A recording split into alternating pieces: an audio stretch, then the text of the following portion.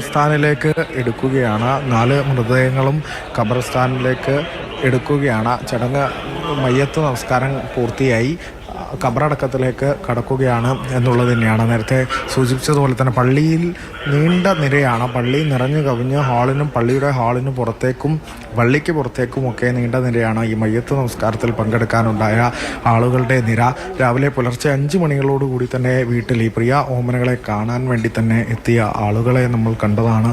തുടർന്ന് ഈ മണ്ണാർക്കാട് ഹാളിൽ പൊതുദർശനത്തിന് വെച്ചപ്പോൾ ഗതാഗതക്കുരുക്കുണ്ടാകുന്ന തരത്തിൽ ആളുകളെ കണ്ടാണ്. ഒരു നാടിൻ്റെ വിങ്ങലാണ്, ഒരു നാടിൻ്റെ വേദനയാണ്.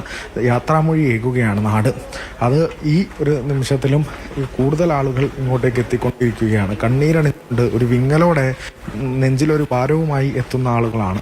നെഞ്ചിലൊരു ഭാരവും വെച്ചാണ് ഈ ആളുകൾ ഈ ഖബർ ചുമന്ന് ഈ പള്ളിക്കാട്ടിലേക്ക് കൊണ്ടുപോകുന്നതും. അത്തരത്തിലൊരു വേദന ഈ നാടിനുണ്ട്, ഓരോരുത്തരുടെയും മുഖത്തുണ്ട്. കേരളത്തിൻ്റെ വേദനയാണ് ഇവരുടെ മുഖത്ത് നമുക്ക് കാണാൻ ഇവരിൽ പ്രകടമാകുന്നത് എന്നുള്ളത് തന്നെയാണ്. 4 പേർക്കും ഈ നാടിനത്ര പ്രിയങ്കരായിരുന്നു.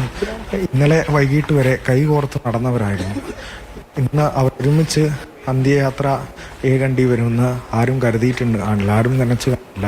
അത്തരത്തിൽ അപ്രതീക്ഷിതമായി എത്തിയ ഒരു അപകടം, അതിൻ്റെ വേദനയിൽ, അതിൻ്റെ ആഘാതത്തിൽ നിന്ന് നാടിന് മുക്തി നേടണമെങ്കിൽ അത് ഒരായുഷ്കാലം മുഴുവൻ നാടിനെ അലട്ടുന്ന ഒരു വേദനയാകും, കേരളത്തിനെ അലട്ടുന്ന ഒരു വേദനയാകും. ഈ പേരുകൾ ഖബർസ്ഥാനിലേക്ക് ആ 4 ശവമഞ്ചങ്ങളും എത്തുന്ന ദൃശ്യങ്ങളാണ് പ്രേക്ഷകർ കണ്ടുകൊണ്ടിരിക്കുന്നത്.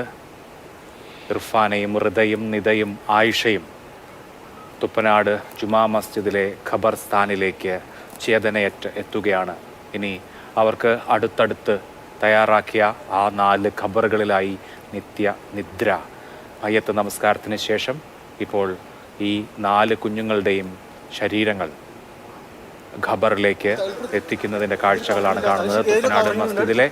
തുപ്പനാട് ജുമാ മസ്ജിദിലെ ഖബർസ്ഥാൻ ആണ് ഇത്.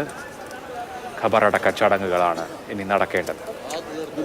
തുപ്പനാട് ജുമാ മസ്ജിദിലെ മണ്ണ് അവരെ ഏറ്റുവാങ്ങാൻ പോവുകയാണ്. അവിടേക്ക് തയ്യാറാക്കിയ കുഴിമാടങ്ങളിലേക്ക് അവരുടെ ശവമഞ്ചങ്ങൾ എത്തിച്ചു കഴിഞ്ഞു. ഇനി ഖബറടക്ക ചടങ്ങുകൾ തുടങ്ങുകയാണ്.